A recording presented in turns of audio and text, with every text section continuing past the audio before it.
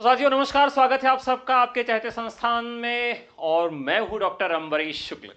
आज के इस एपिसोड में रीतिकाल के कुछ मजेदार महत्वपूर्ण प्रश्नों की चर्चा होने जा रही है। तो चलिए शुरू करते हैं आज का सबसे पहला प्रश्न। आज का पहला प्रश्न आपकी स्क्रीन पे दिखाई दे रहा है। प्रश्न है, अंबिका दत्त व्यास ने बिहारी के दोहों का अनुवाद किस छंद में किया? ठीक है, तो जल्दी शुरू करिए और बताइए।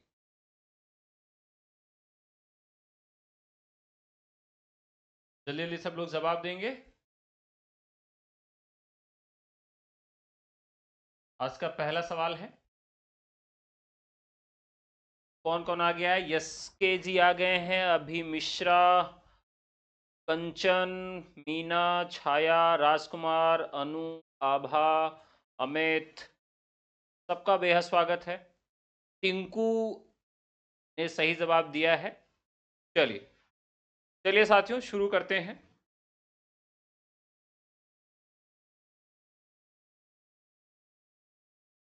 तो आज का सबसे पहला सवाल है ये,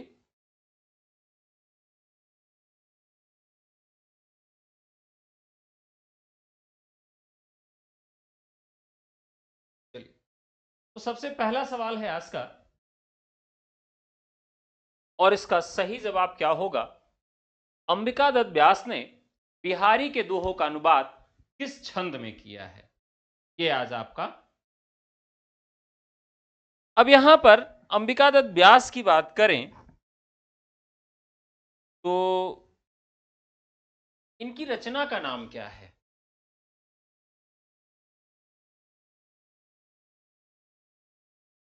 रचना का नाम है बिहारी बिहार। यह रोला छंद में लिखी गई है। इसी तरीके से कृष्णलाल की टीका, लाल की टीका, ये दोहा और सवैया छंद में लिखी, और ये बिहारी के दत्तक पुत्र थे। अमर चंद्रिका, अमर चंद्रिका जो है आपकी, यह भी दोहा छंद में लिखी गई। ठीक है, और बिहारी रत्नाकर, बिहारी रत्नाकर जो है वो बिहारी सतसई की सबसे प्रामाणिक रचना मानी जाती है।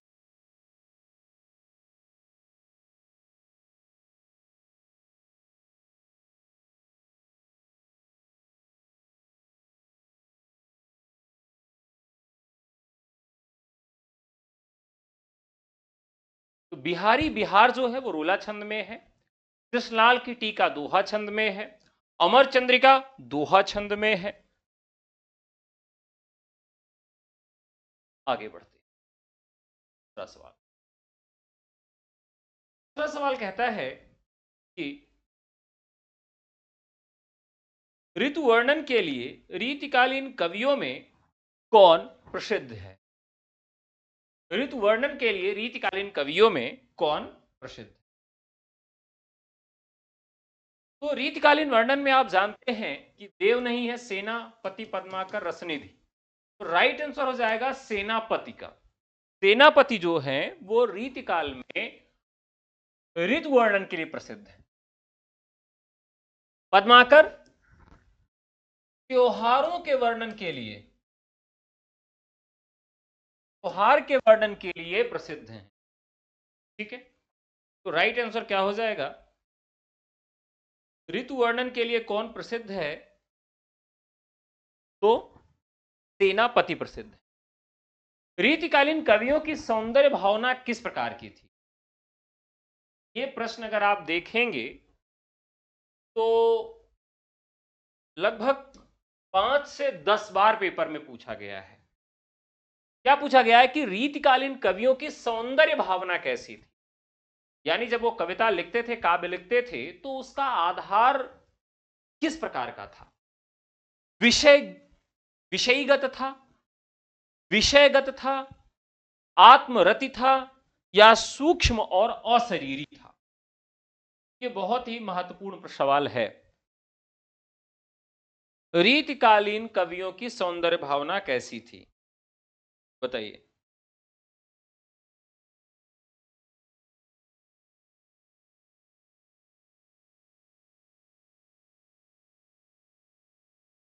तो सौंदर्य भावना जो थी उनकी, वह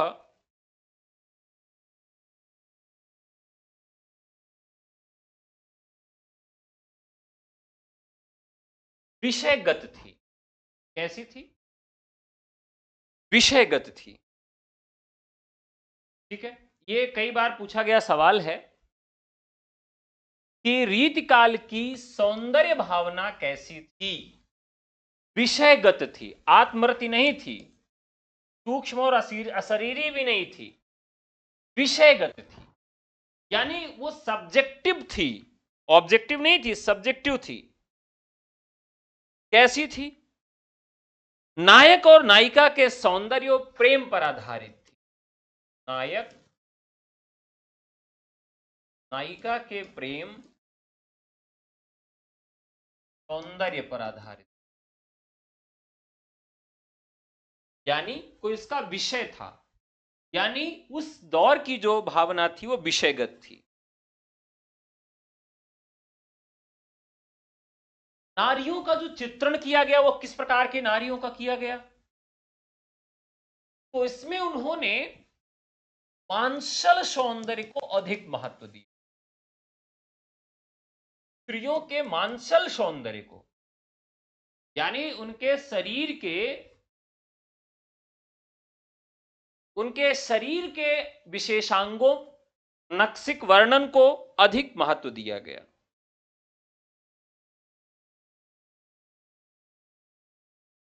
ठीक है, अगला, रीतिकालीन राम काव्य के कवि माने जाते हैं।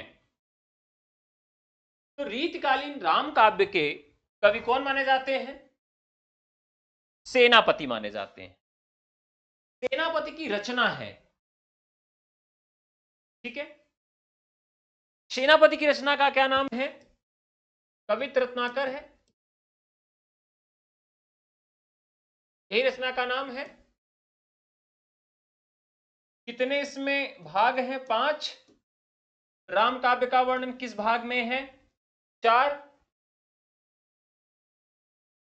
तो सेनापति ने स्वयं को क्या कहा है? तो सेनापति ने स्वयं को भी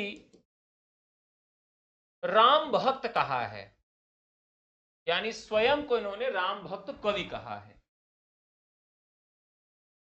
ठीक है, चिंतामणि रीतिकाल के प्रवर्तक हैं शुक्ल जी के अनुसार, रसवादी आचार्य हैं, बिहारी रीति सिद्ध कवि हैं, और देव आचार्य हैं, रीतिबद्ध कवियों के अंतर्गत पाते हैं। रीतिकालीन काव्य का प्रधान रस क्या है? रीतिकालीन काव्य का प्रधान रस क्या है? शांत, वीर, भक्ति, या फिर श्रृंगार? रिझिहं सुकवि तो कविताई है, ना ही तो राधिका कन्हाई सुमिरन को बहानो है। यह बात क्यों कही गई? क्योंकि राम जी के वर्णन में, सीता जी के वर्णन में हम श्रृंगार को उतना नहीं रख सकते हैं। रसिक भावना का प्रवेश कृष्ण काव्य में ही हो सकता है, और रीतिकाल के काव्य की मांग थी रसिक भावना से उत्प्रोत काव्य, श्रृंगारिक भावना से ओतप्रोत काव्य। तो श्रृंगारिक भावना और रसिक भावना का जो काव्य था वह किसमें संभव हो सकता था? वह श्रृंगार रस में हो सकता था। जबकि रीतिकाल की जो धारा थी यह त्रिवेणी के रूप में बहती है, जहां पर भक्ति, नीति और श्रृंगार तीनों था, लेकिन श्रृंगार का सबसे अधिक प्रयोग। अगला सवाल, अंग दर्पण रस प्रबोध कृतियां किसकी हैं? अंग दर्पण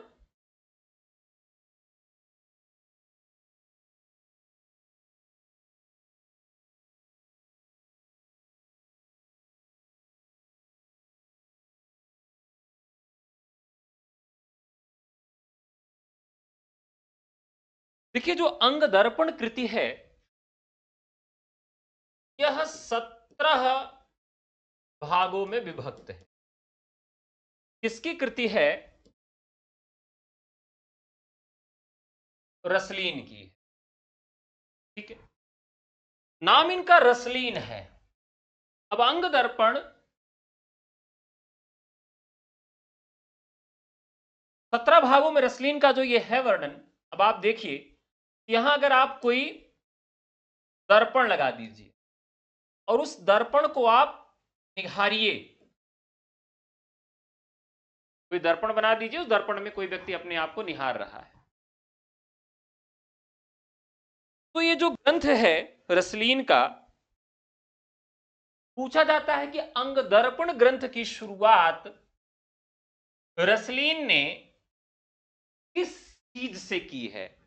तो याद रखिएगा कि इन्होंने मंगलाचरण से इसकी शुरुआत की है और मंगलाचरण में भी किसकी स्तुति है? तो याद रखिएगा राधा की स्तुति से इन्होंने मंगलाचरण की शुरुआत की। राधा पद बाधा हरन साधा करी रसलीन, अंग गाध लखन को कीन्हो मुकुर नवीन, तो पावे आ जागत मो सरस नेह को भाए, जो तन में तिलन लो बालन हाथ बिकाए। इस प्रकार से उन्होंने मंगलाचरण से राधा और कृष्ण की स्तुति करके इस काव्य की शुरुआत उन्होंने किया है। ठीक है, तो अब एक बड़ा सवाल यह उठता है, आप लोग को बताना है कि अगर हमें अंग दर्पण को रखना हो किसी काव्य के अंतर्गत, यानी ये रस निरूपक ग्रंथ है, छंद निरूपक ग्रंथ है, अलंकार निरूपक ग्रंथ है, तो आप इसे क्या कहेंगे? फटाफट बताइए कि यह किस प्रकार का ग्रंथ है। यानी निरूपण अगर आपसे पूछ लिया जाए रस छंद अलंकार के आधार पर, यानी काव्यांगों के आधार पर, तो अंग दर्पण को आप किस तरह के काव्य के अंतर्गत रखेंगे? मैंने आपको बहुत अच्छे से याद कराया था, देखते हैं कितने लोगों को याद है और कितने लोगों ने भुला दिया।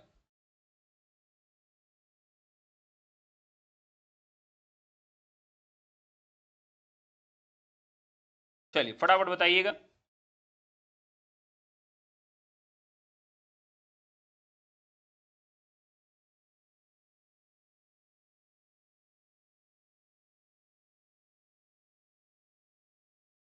ठीक है, तो यहां पर ज्यादातर लोग कह रहे हैं रस निरूपक, और बहुत सारे लोग कह रहे हैं अलंकार निरूपक।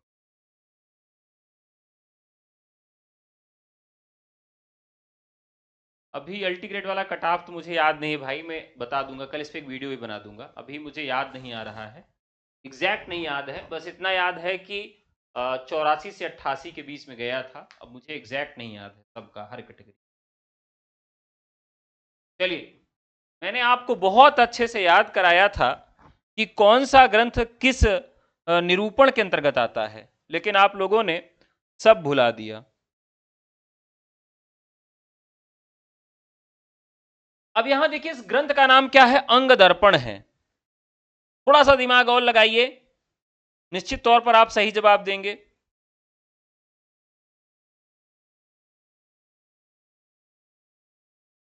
अगला सवाल, कवियों का सही कालक्रम बताइए। कवियों का सही कालक्रम बताइए। केशव, बिहारी, देव और पद्माकर। केशव, बिहारी, देव और पद्माकर। अब देखिए यहां पर आपको केशव को याद रखना है, बहुत महत्वपूर्ण है। बिहारी को भी, तो बिहारी 1595, 1595। केशव बहुत पहले के हैं, यानी इन्हें भक्तिकाल में भी रखा जाता है। तो अगर थोड़ा सा भी आप अगर यहां ट्रिक लगाएंगे तो केशव दास को आसानी से आप यहां पर अलग कर सकते हैं। यानी केशव का जो समय है वह 1555 है।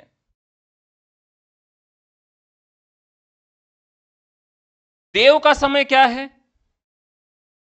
1673 है, ये बहुत बाद के कवि हैं। और सबसे अंत में आपके पद्माकर आते हैं। सबसे अंत में कौन आते हैं? आपके पद्माकर आते हैं। तो बताइए पद्माकर का समय। पद्माकर जो हैं 1753 में आते हैं। यानी सबसे अंत में कौन आ रहा है? सबसे अंत में आते हैं पद्माकर। केशव, बिहारी, देव, पद्माकर। तो इस अनुसार अगर हम इन्हें देखें तो हमारा ए ऑप्शन ही सही हो जाता है। हमारा ए ऑप्शन ही सही हो जाता है। ठीक है, अगला सवाल। रचनाओं का काल क्रमानुसार सही क्रम बताइए। ठीक है, अब अगर इस रचना को हमें, सारी रचनाओं का डेट मान लीजिए आपको नहीं याद है, तो हम क्या करेंगे? इनके रचनाकारों के आधार पर हम इसका कालक्रम बनाएंगे। ठीक है, अब बताइए रस तरंगिणी। रस तरंगिणी किसकी रचना है? फिर रसिक प्रिया किसकी रचना है?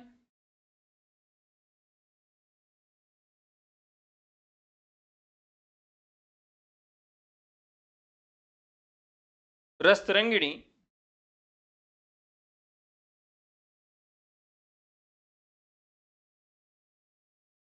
रस तरंगिणी का मतलब क्या होता है?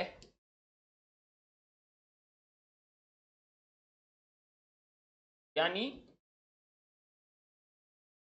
रस की नदी। रस तरंगिणी का मतलब क्या होता है? कि रस की नदी। अब रस की नदी का मतलब यह हुआ कि ये रस से संबंधित ही ग्रंथ हो सकता है। पिछले वाले प्रश्न की तरफ अगर आपको लेके चलें, अंग दर्पण मैंने आपसे पूछा था और ज्यादातर लोगों ने गलत जवाब दिया। चलिए आपको दिखा देता हूं फिर से, लेकिन आज के बाद भूलिएगा मत। एक व्यक्ति है, वो अपना अंग कहां देख रहा है? दर्पण में देख रहा है। कहां देख रहा है? दर्पण में। तो अपने अंगों को जब दर्पण में देखेगा तो उसके प्रत्येक अंग में दिखाई देगा कि किस अंग में उसने क्या पहन रखा है। कानों में क्या पहन रखा है, नाक में उसने क्या पहन रखा है, बालों के जूड़े में उसने क्या पहन रखा है। यानी सारी चीजें उसकी दर्पण में दिखाई देंगी। उपमा और उत्प्रेक्षा। उपमा और उत्प्रेक्षा। उपमा माने तुलना और उत्प्रेक्षा माने कल्पना। इन दो चीजों से, एक तो अंगों की उपमा की गई है बहुत चमत्कारपूर्ण वर्णन से, ढंग से, और उत्प्रेक्षा से बहुत चमत्कारपूर्ण वर्णन से उसकी कल्पना की गई है। तो इस दर्पण में जब वो देखेगा तो उसको उसके अलंकरण दिखाई देंगे, उसके आभूषण दिखाई देंगे कि उसने क्या क्या आभूषण पहन रखा है। तो बस यही याद रखना है कि कोई अंग दर्पण, कोई दर्पण में अपने अंगों को देखेगा तो उसको अलंकरण दिखाई देगा कि क्या क्या पहना है, और जो आभूषण है उसको हम अलंकार के अंतर्गत रखते हैं। और दो तरह के अलंकारों का प्रयोग हुआ है, उपमा और उत्प्रेक्षा का, वो भी बहुत चमत्कारपूर्ण ढंग से।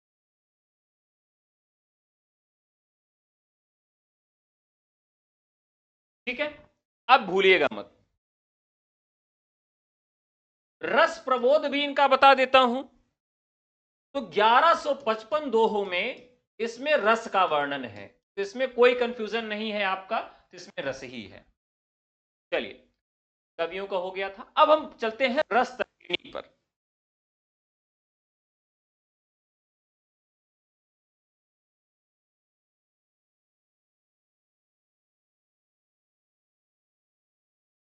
बताइए रस तरंगिणी की रचना किसने किया था? हाँ, अलंकार निरूपण। ठीक है, कृपाराम की रचना है।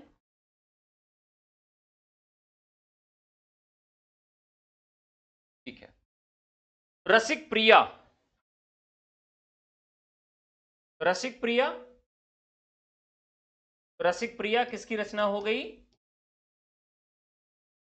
केशव की रचना हो गई। कवित्र रत्नाकर,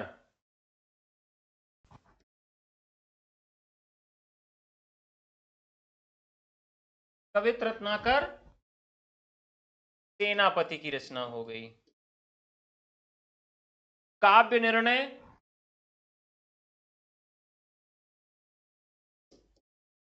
की रचना हो गई। भिखारी की रचना हो गई। एक बार आप सब बता दीजिए कि सही रचना रचनाकार लिखे गए हैं।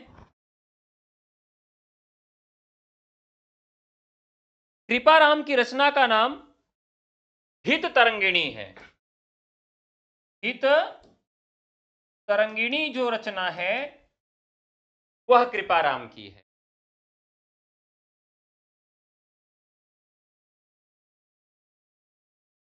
अब फटाफट बताइए कि क्या जो रचना रचनाकार लिखे गए हैं सब सही लिखे गए हैं? अगर कहीं कुछ गलत है तो वो बताइए। रस तरंगिणी, देखिए छोटी छोटी रचनाएं हैं लेकिन कितना जल्दी आप लोगों से गलत हो रही हैं।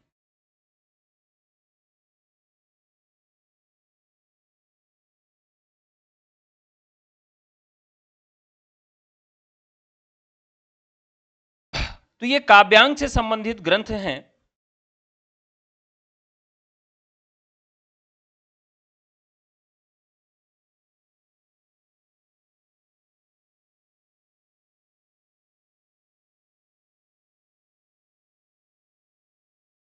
एक वाला कंफर्म में नहीं है, रस वाला। सबने देख लिया, सब सही लिखा है? जी सर सही है। चलिए, देखिए जो रस तरंगिणी ग्रंथ है, आप हित तरंगिणी की बात कर रहे हैं, वो कृपाराम की है।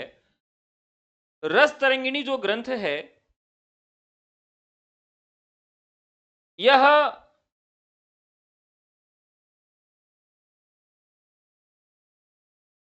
महामहोपाध्याय सदानंद शर्मा की रचना थी। महामहोपाध्याय सदानंद शर्मा की रचना थी रस तरंगिणी। अब अगर इन सबको हम क्रम में रखें, अगर अब हम इन सारे कवियों को क्रम में रखें तो हम देखेंगे कि सबसे पहले कौन आएगा और बाद में कौन आएगा। अब यहां अगर हम देखें सेनापति को, तो सेनापति जो है 1589 के आते हैं, 1589 के आते हैं। केशवदास को अभी अभी हम लोगों ने देखा था 1555 के आते हैं। ठीक है, कृपाराम से शुरुआत ही होती है रीतिकाल की ना।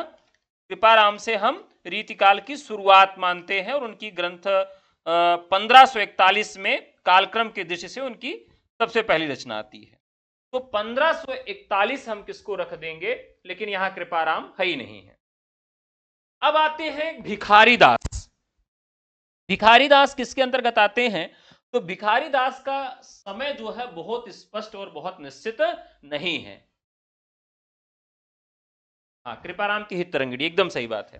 तो अगर हम रीतिकाल के कवियों का क्रम भी आपको लिखा चुके हैं, अगर आप लोगों को थोड़ा भी याद हो तो उसे पलट के देखिएगा, हमने आपको लिखाया था, याद है? तो भिखारी दास का जो समय है उसमें हम उनका समय निश्चित नहीं पाते हैं। अब इस रचना को अब ऑप्शन के अनुसार देखें कि भैया आप ऑप्शन कौन सा हमारा सही हो रहा है। तो रस तरंगिणी संस्कृत की लिखी गई रचना है, पहले पे आएगी। रसिक प्रिया केशवदास की 1555 की है, एकदम सही बात है। कवित्र रत्नाकर केशव के बाद की रचना है। और काव्य निर्णय भिखारी दास बाद में आते हैं। तो लास्ट में हमारा सबसे सही उत्तर हो जाता है एक। ठीक है, अगला, आचार्य शुक्ल ने केशव के परवर्ती कवियों को क्या माना है?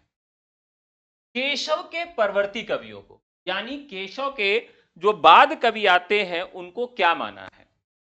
तो शुक्ल जी ने केशव को अलंकारवादी माना है, अलंकारवादी माना है।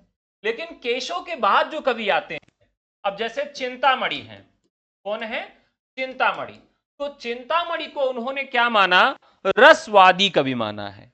1555 उनका समय है और इनका 1609 होता है। तो 1609 की जो स्थिति है वहां से ये रस को शुरू मानते हैं, यानी रसवादी राइट आंसर होता है। काव्य प्रकाश की रचना किसने की है? काव्य प्रकाश की रचना किसने की है?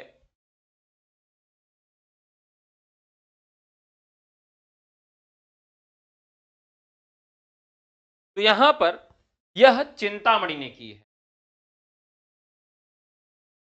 रतन हजारा 12 मासी के रचनाकार कौन है? रतन हजारा, रतन हजारा।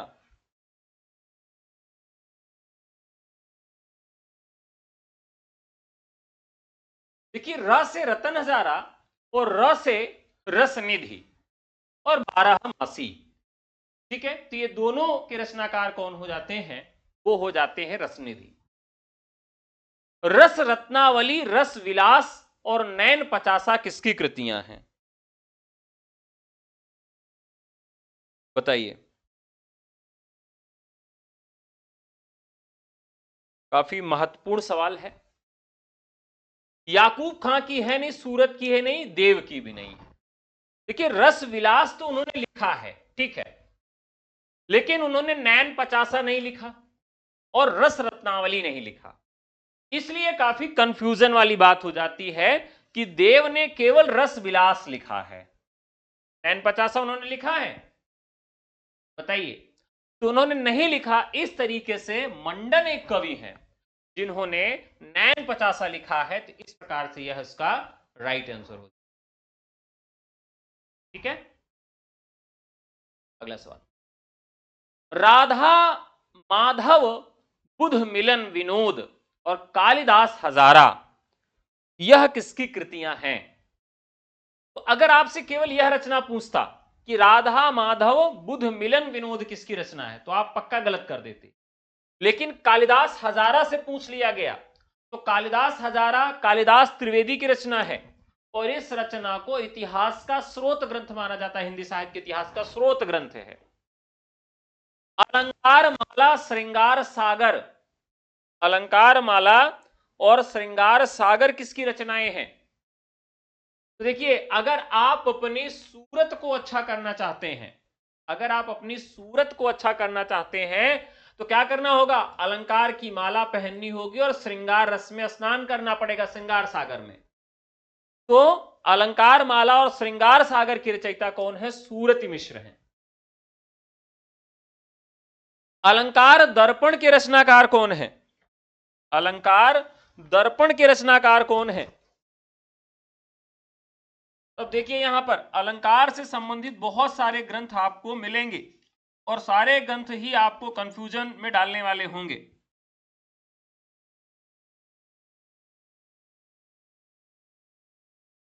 बताइए फटाफट। चलिए, जैसे अब कुछ ग्रंथ बताते हैं और जो आपको कठिन लगेंगे। एक तो आपको अलंकार दर्पण लगेगा। इसके रचनाकार कौन है? राम सिंह हैं, ठीक है। राम सिंह ने क्या लिखा है? अलंकार दर्पण लिखा है। अलंकार दर्पण किससे संबंधित ग्रंथ है? यह अलंकार निरूपण से संबंधित ग्रंथ। अलंकार निरूपण से संबंधित जो महत्वपूर्ण ग्रंथ है परीक्षा में पूछे जाते हैं, कौन कौन से पूछे जाते हैं? तो जिसमें ललित ललाम, ललित ललाम मैंने कई बार आपको बताया है कि कोई भी व्यक्ति अपनी लगाम पर यानी अपने होठों पर क्या लगाता है? ललित लाल रंग की लिपस्टिक लगाता है, चाहे पुरुष हो चाहे महिला हो। एक बार मैंने एक लड़के को भी देखा, छोटी सी लिपस्टिक रखा था ऐसे जेब में, दिल्ली में मेट्रो में, ऐसे कोने में हो कैसे से लगाए, हमने कहा लड़की होगी, जब ध्यान से देखे तो लड़का था। तब से मालूम चला, ये ज्ञान प्राप्त हुआ कि लिपस्टिक केवल लड़कियां नहीं लगाती, लड़के भी लगाते, वो भी जेब में रखे रहते हैं। तो कोई ललित अपनी ललाम को अगर लाल कर रहा है, इसका मतलब वो अलंकरण कर रहा है। इस तरह से याद रखिएगा। तो यह भी क्या है, अलंकार विषयक ग्रंथ है। ठीक है। इसके अलावा शिवराज भूषण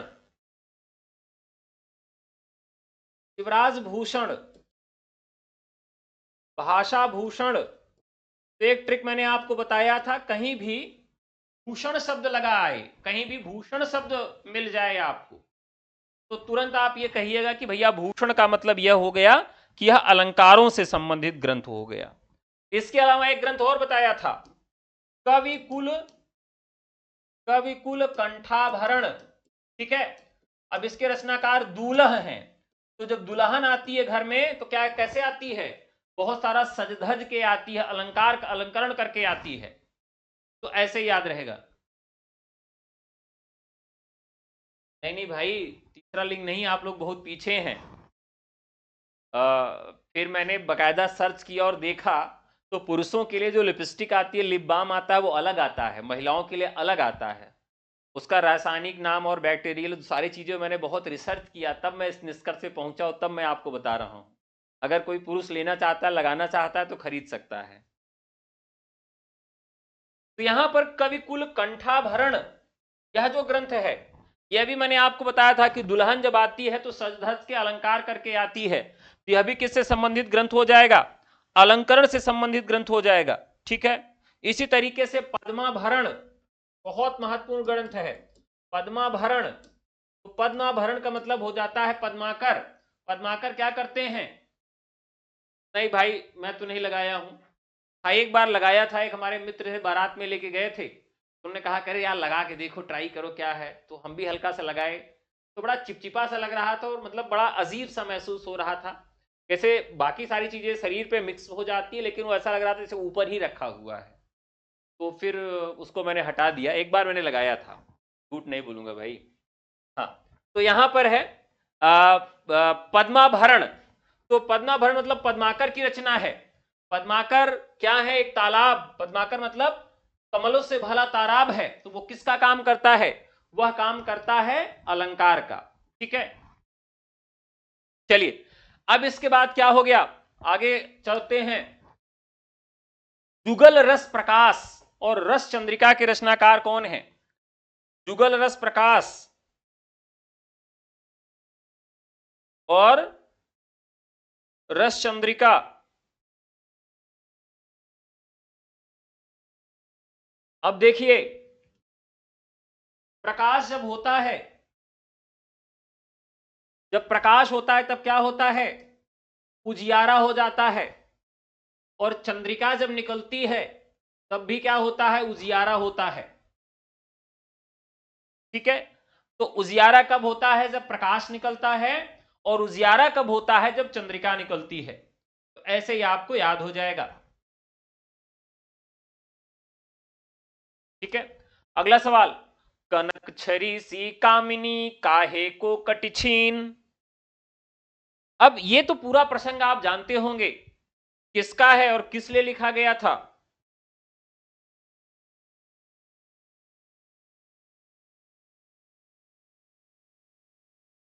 कनक छरी सी कामिनी। अब यहां देखिए क्या कहा गया है, यहां छरी लिखा गया है। इसको अगर आप ये अपभ्रंश में छरी है, वास्तव में क्या होता है, छड़ी। कनक छड़ी सी कामिनी काहे को कटिछीन। अब आप देखिए, ये छड़ी है, तो रीति काल में क्या था कि सभी कवियों का केंद्र जो है वह किसके ऊपर था, वह पूरे रीतिकाल के कवियों को कोई काम नहीं था, वो केवल इंची टेप लेके बैठे और नायिकाओं की कमर नाप रहे हैं। क्या नाप रहे हैं, नायिकाओं की कमर नाप रहे हैं। ठीक है। अब मान लीजिए, अब ये तुरंत उसकी कमर पे ही बेचारे पड़े रहते हैं, यहां पर कितनी इस कमर की लंबाई है, इंची टेप लेके हर कभी बैठा हुआ है। तो कह रहे कि कनक छड़ी सी कामिनी काहे को कटी छीन।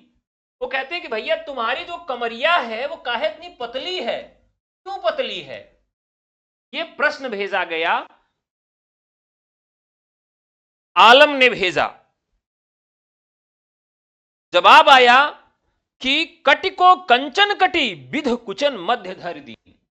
उसने कहा कि यहां की जो मतलब यहां का जो मांस है या जो भी चीज है उसको कुचों में सम्मिलित कर दिया गया है, जिसकी वजह से ये कमर हमारी बहुत पतली हो गई है। तो नायक ने नायिका से पूछा कि तुम्हारी कमर क्यों पतली है, और नायिका ने उसका जवाब दिया। और ये पूरा जो बातचीत है वह किसके बीच में होता है, तो शेख रंगरेजिन और आलम के बीच में होता है। लेकिन प्रश्न ये है, अरे यार ये तो गानी नायिका बन गई, चलिए जाने दीजिए, ठीक है। तो यहां पर यह शेख रंगरेजिन के द्वारा कहा गया या फिर आलम के द्वारा कहा गया। तो पहली पंक्ति माने पहला प्रश्न जो उठाया गया वह आलम के द्वारा उठाया गया, और जो जवाब दिया गया था क्या दिया गया कि कटिको कंचन काटी और विधि कुचन मध्य धर दीन। यह जवाब शेख ने दिया था, ठीक है। अगला सवाल, कौन कभी ब्राह्मण से मुसलमान बन गया। भाई हमारे यहां तो ऐसी स्थिति थी कि मतलब प्रेम में बहुत सारे लोग बलिदान हुए। रंगरेजिन के पास इन्होंने एक दोहा भेजा और रंगरेजिन ने जवाब दे दिया।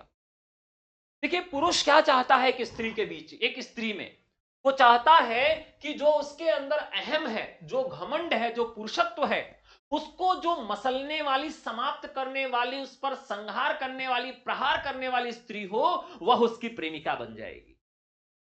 यानी जो उसके अहम को चूर चूर करने वाली हो, पुरुष उस पर अनुरक्त हो जाता है। और पुरुष कैसे अनुरक्त हुआ, जब उन्होंने लगा कि मैं इतना बड़ा कवि हूं और कोई रंगरेजिन मेरे सवाल का जवाब इस तरह से दे रही है, तो वह उससे प्रेम कर बैठते हैं आलम, और कहते हैं कि मैं तुमसे विवाह करना चाहता हूं। और आलम के प्रेमिका के पिताजी ने कहा कि भाई अगर तुमको प्रेम करना है, विवाह करना है, तो तुमको अपना धर्म बदलना पड़ेगा। और इस तरीके से उन्होंने अपना धर्म बदल दिया। किसने बदल दिया? आलम। यानी आलम पहले ब्राह्मण थे और बाद में क्या हो जाते हैं? मुस्लिम हो जाते हैं।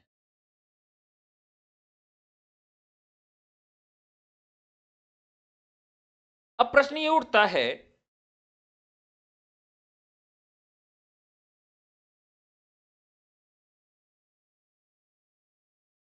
आलम का पूरा नाम क्या था?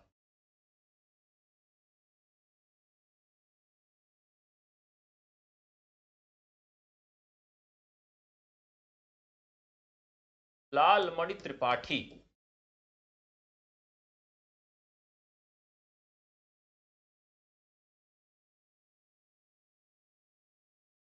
तो लालमणि त्रिपाठी जो थे एक ब्राह्मण परिवार से थे, उच्च ब्राह्मण परिवार से थे। और ये औरंगजेब के दूसरे बेटे मुअज्जम के आश्रम में रहते थे। 1683 से 1703 तक इनका रचना काल माना जाता है।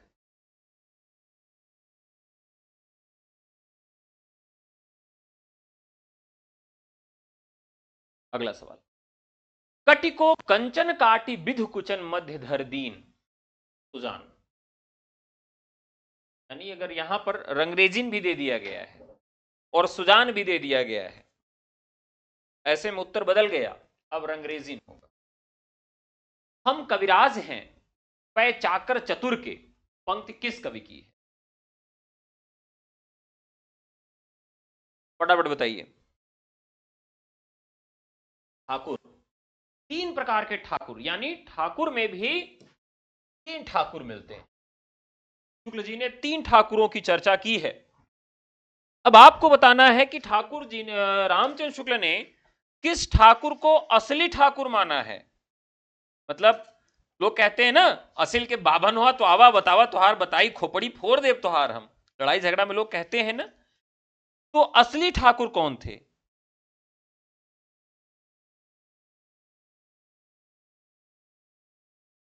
तो तृतीय ठाकुर जो थे, जिन्हें लाला ठाकुर दास कहा जाता है।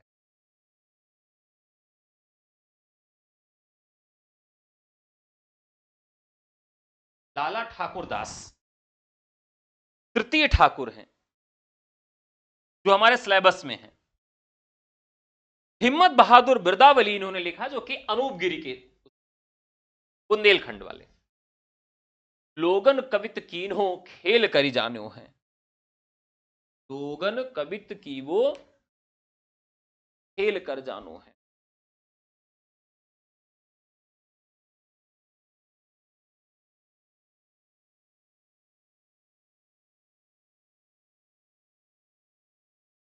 तेल सो बनाए आय मेलत सभा के बीच, लोगन कवित की वो खेल करी जानो है।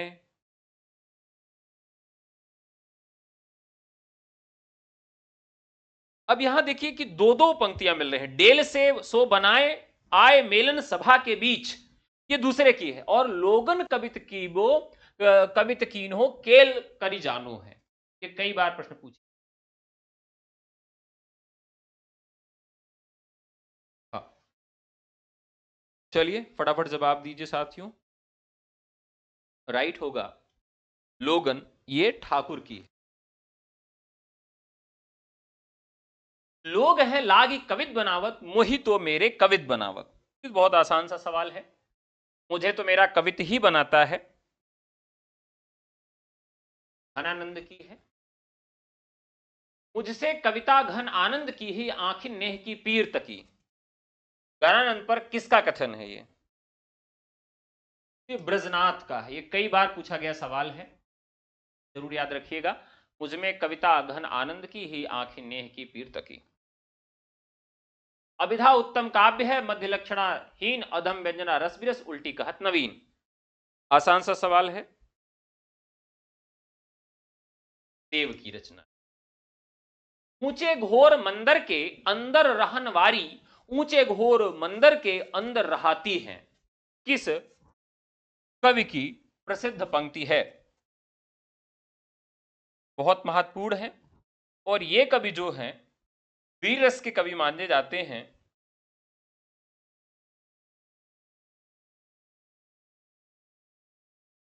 ऊंचे घोर मंदिर के अंदर रहनवारी कविवर, भूषण का ये कविता है। ऊंचे घोर मंदिर के अंदर रहनवारी, ऊंचे घोर मंदिर के अंदर रहती हैं। और कंदमूल भोग करे, कंदमूल भोग करे, 3 बेर खाती वो 3 बेर खाती हैं। ये अलंकार के तौर पर पंक्ति खूब पूछी जाती है कि इसमें कौन सा अलंकार है। भूषण शिथिलंग, भूषण शिथिलंग, बीजन डुलाती तेवे बीजन डुलाती हैं। और भूषण भनत शिवराज वीर तेरे त्रास, नगन जड़ाती वे नगन जड़ाती हैं। अब यहां देखिए कि शिवाजी के डर से शत्रु पक्ष की महिलाएं ऊंचे ऊंचे महल छोड़कर पर्वतों की गुफाओं में रहने लगी। ऊंचे ऊंचे घोर मंदिर के अंदर रहनवारी, ऊंचे घोर घोर मंदिर के अंदर रहती हैं। तो ऊंचे ऊंचे जो महलों में महिलाएं रहती थी, वो डर गई हैं और छोड़ छोड़ कहां चली गई हैं। वो सारी छोड़ के पर्वतों पर चली गई हैं रहने के लिए। तो ये उसका अर्थ हो रहा है। कंदमूल भोग करें, कंदमूल भोग करें, 3 बेर खाती वो 3 बेर खाती हैं। कंदमूल भोग करें, कंदमूल भोग करें, ये 3 बेर खाती थी वो 3 बेर खाती हैं। अब उच्च घर की जो महिलाएं थी, तो भैया 3 बार एकदम गटाई तक, मतलब गले तक खा लेती थी। अब क्या है कि अब वो चली गई जंगल में, पहाड़ों पे चली गई। तो अब क्या करेंगी? अब वो 3 बेर खाती थी पहले, गले भर एकदम ठांस के। अब 3 ठो बैर तोड़ के खा लेती। मतलब उनको बैर से जीवन चलाना पड़ रहा है, जो 3 टाइम वो भोजन करती थी। तो कंदमूल भोग करें, कंदमूल भोग करें, 3 बेर खाती तीव 3 बेर खाती हैं। और भूषण शिथिलंग बिजन डुलाती वे भुजन डुलाती हैं। जो महिलाएं शरीर के आभूषणों के बोझ से शिथिल हो जाते थे, यानी जो महिलाएं राज दरबार में रहती थी, ऊंचे ऊंचे महलों में 3 बार गले तक खाती थी ठूस के, और पूरे शरीर पर आभूषण एकदम से पहने रहती थी, आभूषण पहने रहती थी, और उन आभूषण के वजन से इतना सोना लदा था, इतना चांदी लदा था कि उसके वजन से बेचारी एकदम दबी रहती थी, शिथिल हुई रहती थी। आज उनकी स्थिति यह है कि जब वो जंगल में चली गई हैं और 3 बेर खा रही हैं, तो उनका शरीर भूख के मारे शिथिल। पहले अलंकरणों के और आभूषणों के वजन से उनका शरीर शिथिल था, और आज उनका शरीर भूख से शिथिल हो, ऐसी स्थिति ला दिए हैं। फिर क्या कहते हैं, भूषण बनत शिवराज वीर तेरे त्रास नगन जड़ाती तेवे नगन जड़ाती हैं। जिनके महिलाओं के लिए पंख डुलाए जाते थे, यानी इधर से भी पंखा झला जा रहा है महारानी को, इधर से भी पंखा झला जा रहा है, आज वो सारी बेचारी जंगल में भटक रही है, कोई फर्क। तो ये सारी पंक्तियां अलंकार के तौर पर भी पूछी जाती हैं। अर्थ अगर आपको अब याद रहेगा, बस अगर एक पहले का अर्थ भी आपको याद रहेगा, तो सारी पंक्तियां अगर पूछी जाएंगी तो आप आसानी से सबका जवाब दे देंगे। तो ऊंचे घोर मंदिर के अंदर रहनवारी ऊंचे घोर मंदिर के अंदर रहाती हैं, मतलब शुरुआत यहीं से हो जाती है कि शिवाजी महाराजा छत्रपति शिवाजी के डर से शत्रु की महिलाएं छोड़कर भाग गई हैं घर। बस यही कॉन्सेप्ट आपके मन में रहना चाहिए। भूषण का था, यद्यपि सुजाति सुलक्षणी सुवर्ण सरस सुवृत अभूषण बिनु न बिराजई कविता बनिता मित। अब ये तो आप सब जानते ही होंगे।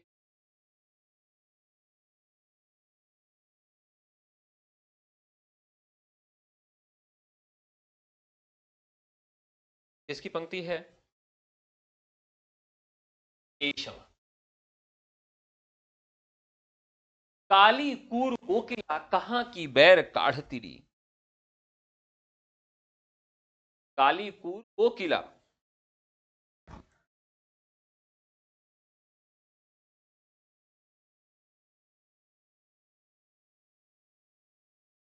काली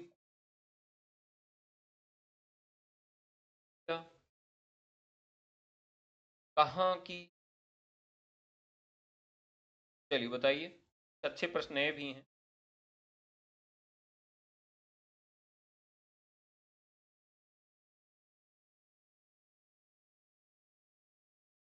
तो कारी कूर कोकिला कहां की बैर कढ़ाती री कूकी कूकी अब ही केरे जो कीन कोरी ले अपैणे परे पापी ए कलापी नस दीस ज्यों ही चातक घातक त्यों ही तू कान फेरी ले आनंद के घन प्राण जीवन सुजान बिना जानी के अकेली सब घेरी दल जोरी ले और जोलों करे आवन विनोद बरसावन वे तोलों डरारे बजमारे घन घोरी ले।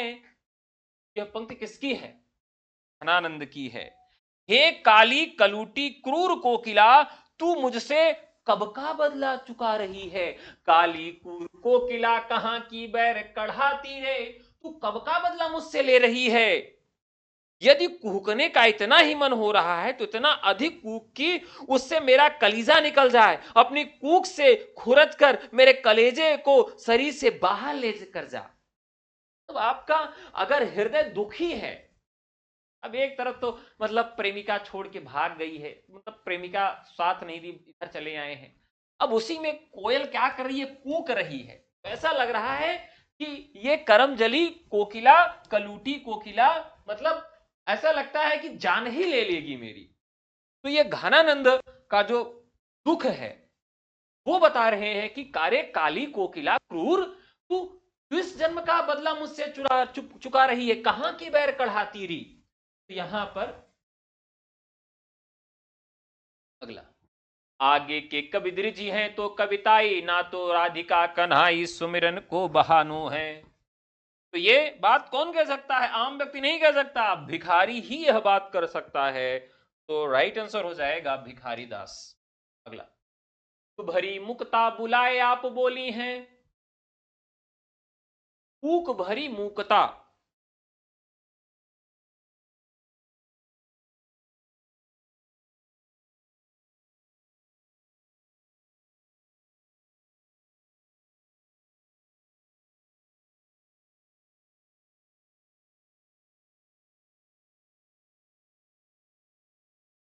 चलिए,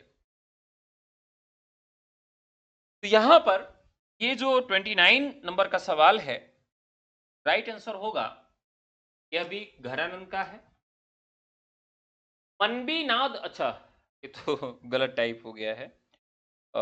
इसका राइट क्या था? तंत्रीनाद। तंत्रीनाद कवित्रस पास हो गया है। तंत्रीनाद कविद्रस सरस रंग रतिरंग, ये लिखा है। कवित्र तंत्रीनाद, तंत्रीनाद कवित्रस सरस, सरस होगा ये, सरस रतिरंग। इसके रचनाकार कौन है? बिहारी हैं। कुंदन को रंग फीको लागे, अंगनु, ये तो बहुत ही आसान है, तो सब लोग इसका उत्तर जानते हो। तो इसका भी थोड़ा सा इन्होंने टाइपिंग गलत की है। कुंदन को रंग फीके लागे, यह किसकी पंक्ति है? मतीराम की।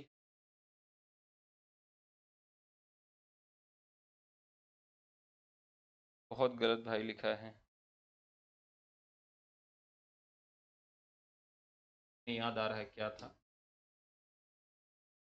हाँ, अगला है, कौन धो पाटी पड़े हो लाल, कौन धो पाटी पड़े हो लाल, मन ले हूं पै दे हूं छटाक नहीं। तो यह भी काफी महत्वपूर्ण है, पंक्ति पूछी गई है। ये है घनानंद की। अब यह भी है अमी हलाहल।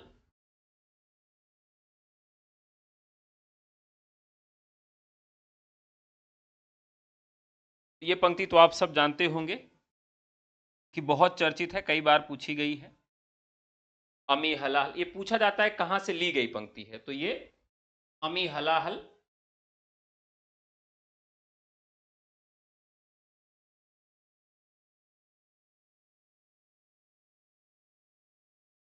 अमी हलाहल मत भरे, इसमें प्रेक्षा अलंकार है, ठीक है। कई बार अलंकार पूछता है। अली अमी हलाहल मत भरे, सेत श्याम रत्नार, जियत मर झुक झुक परत, जेहि चितवत एक बार।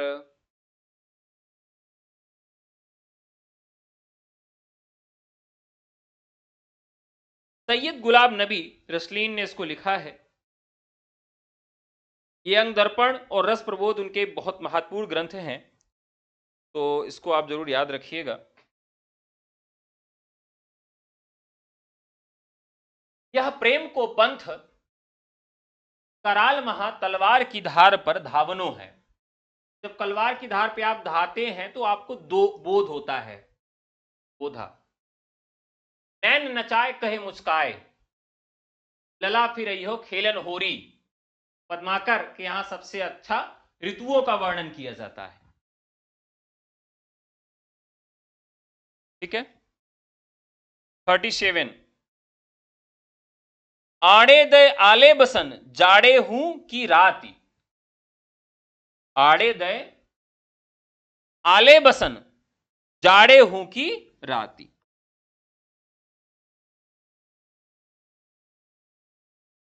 बताइए। आड़े दे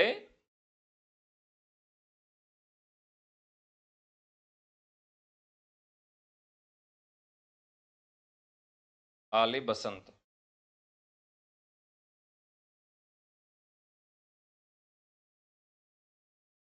ठीक है। अब यहां पर साथियों ये जो पंक्ति है, 47 नंबर क्वेश्चन की 37 नंबर का जो सवाल है, राइट आंसर हो जाएगा ये बिहारी की पंक्ति है। कंचन तन धन बरन रहो रंग मिली रंग, जानी जाति सुबास की केसरी लाई अंग। यह पंक्ति भी आपसे पूछी जाएगी, बिहारी की यह भी पंक्ति है। अब ये वाली पंक्ति तो मुझे लगता है कि सभी लोग बता ही देंगे, कई बार पूछी गई पंक्ति है ये। बनन में बागन में बगरो बसंत है, बनन में बागन में बगरो बसंत है, कई बार पूछी गई पंक्ति है, सभी लोग जवाब दे देंगे। तो ये पद्माकर की है, राइट आंसर क्या हो जाएगा यहां पर, पद्माकर हो जाएगा। बनन में बागन में बगरो बसंत है। भाषा बोल न जानहि जिनके कुल के दास, ये भी बहुत आसान सा सवाल है, सभी लोग जवाब देंगे केशवदास। ठीक है, फिर इसके बाद 41 नंबर का सवाल है, कोड कितेग उपाय करो कहूं होत है आपने पीऊ पराए। कितना भी उपाय कर लो अपने पीऊ पराए, तो 241 नंबर का सवाल है। ठीक है, देखिए यहां पर राइट आंसर हो जाएगा मतिराम। अति सूधो स्नेह को मार्ग है, स्नेह यानी प्रेम के कई सारे मार्ग होते हैं। घनानंद नयन में जो सदा रहते तिनकी अब कान कहानी सुने करे, जो हमेशा आंखों में बसे रहते हैं उनकी कहानी अब सुन देख रहे हैं। आलम सिंधु तरियो उनको बनरा बनरा, अच्छा एक मिनट रुकिएगा, ये गलत टाइप हो गया है। सिंधु तरियो उनको बनरा तुम पे धनुरेख गई न तरी। ठीक है, सिंधु तरियो उनको बनरा तुम पे धनुरेख गई न तरी, काफी महत्वपूर्ण पंक्ति है, बताइएगा।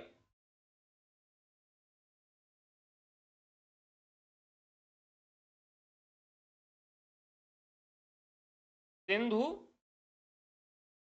तरियो उनको बनरा,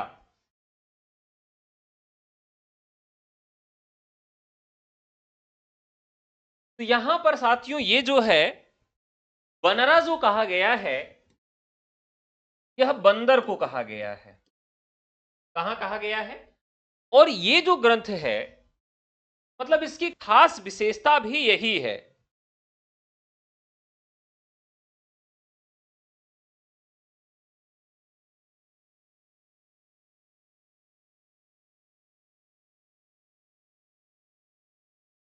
सिंधु तरोन को बनरा तसु तुस पै धनुरेख गई न तरी, बांध्यो बांधत सोन बंध्यो उन बारित बांधे के बांध कटी, आजहु रघुनाथ प्रताप की बात तुम्हें दस कंठ न जानी परी, तेलन तूलन पूछ न जरी, जरी गढ़ लंक जराई जरी।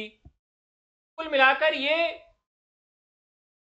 हनुमान जी के ऊपर लिखी गई पंक्ति है। किस पर लिखी गई पंक्ति है, तो यह हनुमान जी के ऊपर लिखी गई पंक्ति है।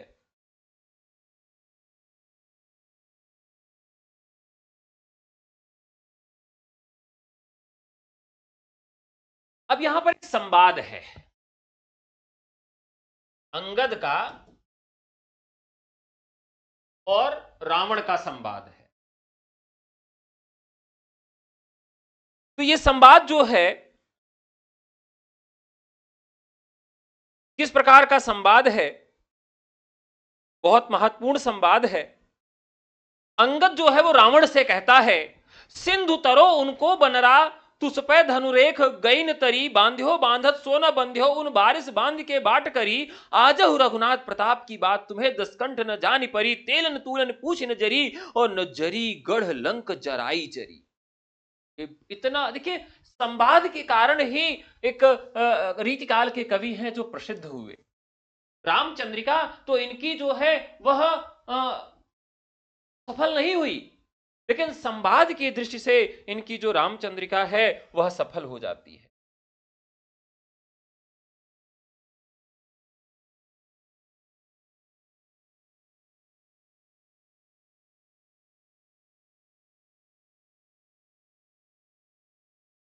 संवाद की दृष्टि से।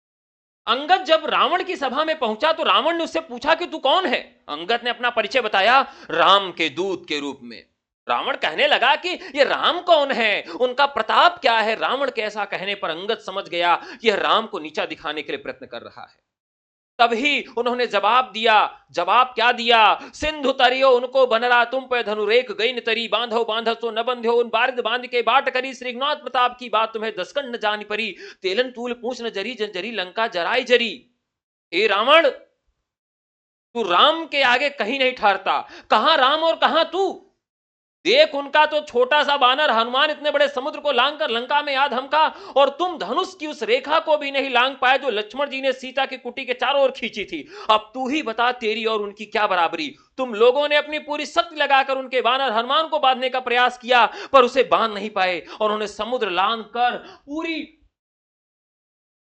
एक योजन तक इतना बड़ा समुद्र बना दिया, और समुद्र को लांग कर आएंगे, तुमको हरा कर वो चले जाएंगे। तो संवाद की दृष्टि से रामचंद्रिका में जो मिठास है, जो बात है, वो आपको कहीं देखने के लिए नहीं मिलती। ठीक है, तो केशवदास का हो जाएगा। और ये कई बार पूछा गया, सिंधु तरियो उनके बन रहा तुम पे दंडेक न तरी, ये कई बार पूछा गया है केशवदास की बात। अगला सवाल, यह ललित काल कौंधो लसत दिग्भामिनी के भाल को।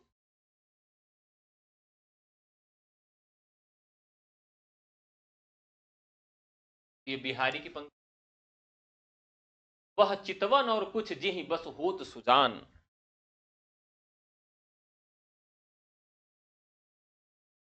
ये भी बिहारी की पंक्ति।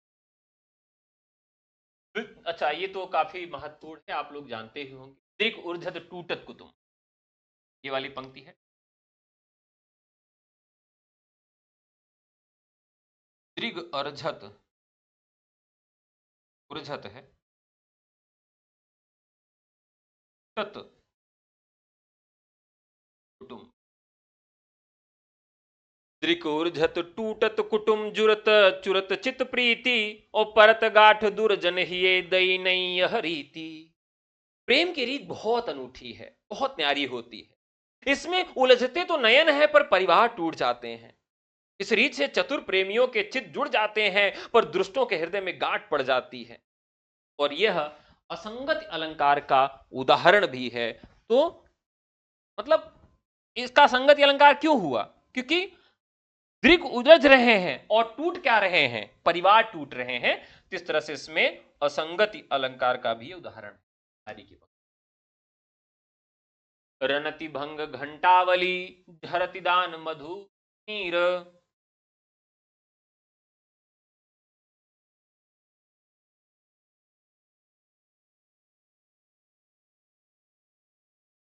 तो राइट आंसर होगा, किस ऋतु का वर्णन किया? झरति दान मधुनी। तो मधु किस ऋतु में झरती है? बसंत ऋतु। इंद्र जिमि जंभ पर वायु सुवंभ पर। इंद्र जिमि जंभ पर वायु सुवंभ पर पंक्ति किस ग्रंथ से ली गई? ये शिवराज भूषण से ली गई। और ये क्या है? बतरस लालच लाल की मुरली धरी लुकाए, और सौह करे भौहन हंसे, और देनी कहे नटी जाए। एक नायिका का सबसे बड़ा गुण यही होता है। अगर नायिका बहुत उसके अंदर ये सारे कटाक्षपात न हो, तो नायक उसको नहीं पसंद करेगा। नायक कब पसंद करेगा? कि वो कहेगी आ आ ले ले मुरली, और जैसे मुरली लेने के लिए कृष्ण आएंगे, और वो फिर क्या है, उनको नहीं देगा। तो क्या कर रही है? बतरस लालच लाल की मुरली धरी लुकाए, सौह करे भौहन हंसे। भौहों से हंस रही, मतलब अपनी हंसी को रोक रही है, लेकिन उसकी हंसी जो है उसके भौहों से बाहर आ जा रही है। देन का है, देने के लिए बार बार कहती है, लेकिन जब देने की बात आती है तो नट जाती है, अपने बात से हट जाती है। यह पंक्ति किस कवि की है? तो आप लोग जानते ही होंगे किस कवि की है। इस सवाल का जवाब कमेंट बॉक्स में नवाजिएगा। आज का ये एपिसोड आपको अच्छा लगा हो तो जरूर कमेंट करके बताइएगा। अगर आप हमारे नए batches DT+B, BPSC Tier 4, UP TGT-PG, LT grade, GIC प्रवक्ता, असिस्टेंट प्रोफेसर, किसी भी बैच से जुड़ना चाहते हैं केवल व्हाट्सएप करके आप हमसे जुड़ सकते हैं। हमारा नंबर है 9628 95 92 37। तो कमेंट करके जरूर बताइएगा कि आज के सवाल कैसे लगे, व्याख्या कैसी लगी, कुछ गलती हुई हो तो क्षमा करिएगा। हो सकता है कि कई बार पढ़ाते समय फ्लो में गलती हो जाती है, तो बताइएगा, मैं सुधारने का प्रयास करूंगा। जो सवाल मैंने छोड़े हैं उन सवालों के जवाब आप कमेंट बॉक्स में दीजिएगा, फिर आपसे मुलाकात होगी। तब तक के लिए नमस्कार, जय।